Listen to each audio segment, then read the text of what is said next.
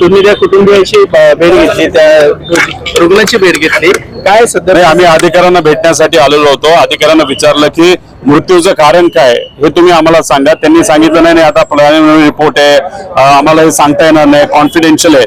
म्हणजे गरीब मेल्यानंतर त्याचं सगळं कॉन्फिडेन्शियल ठेवायचं का? कोणातरी मोठ्याला तुम्हाला वाचवायचं असतं.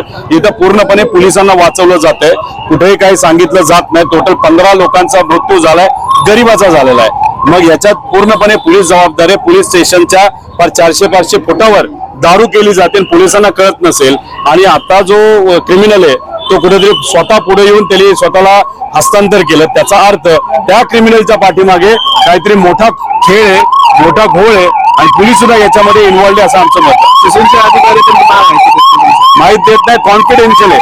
म्हणजे कुठेतरी कोणतरी मोठा मासा आहे याच्या पाठीमागे, पोलीस याच्यामध्ये इन्व्हॉल्ड आहे आणि आपल्या कुठेतरी अडचणी देऊ नये म्हणून सगळ्यात सोपं काय? कॉन्फिडेन्शियल आहे. अरे काय कॉन्फिडेन्शियल आहे? काल तुम्ही सगळ्या लोकांना सांगताय की हृदयविकाराने ती माणसं मिळलीत आणि आता म्हणता कॉन्फिडेन्शियल आहे. म्हणजे कोणाला ती वाचवण्याचा पूर्णपणे प्रयत्न हा ससूनकडनं सुद्धा केला जातो आणि पोलीस डिपार्टमेंटकडनं सुद्धा केला जातो. दादा, कालपासून माहिती दिली जाते या संदर्भात कुठली माहिती दिली जाते? म्हणजे पिंपरी चिंचवड पोलिसांकडे टोलवत आणि पुण्याचे पोलीस तिकडे बोध दाखवतात. कुठे ना कुठे ते टोलवाटोलवी चाललेली. आता हडपसर पोलीस स्टेशनला सीपी येत आहेत. सीपीना जाब विचारण्यासाठी मी स्वतः चाललेलो आहे आणि जिथं या घटना घडलेल्या त्या लोकांना सुद्धा त्यांच्या चाळीत जाऊन नाही तर त्यांच्या भागात जाऊन आम्ही बघणार आहे. कारण पोलीस स्टेशन पासून फार 100-200 मीटरवरच तिथं जर खोटी दारू बनवली जात असेल आणि हे पोलिसांना कळत नसेल म्हणजे हा थट्टा आहे कुठेतरी.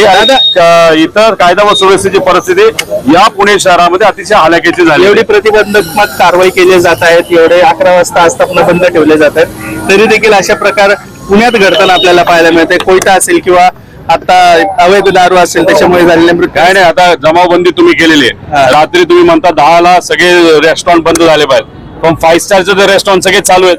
मग असं म्हणायचं का सीपींनी मोठ्या मोठ्या हॉटेलवाल्यांकडनं काहीतरी त्यांना सपोर्ट करण्यासाठी हा निर्णय घेतला?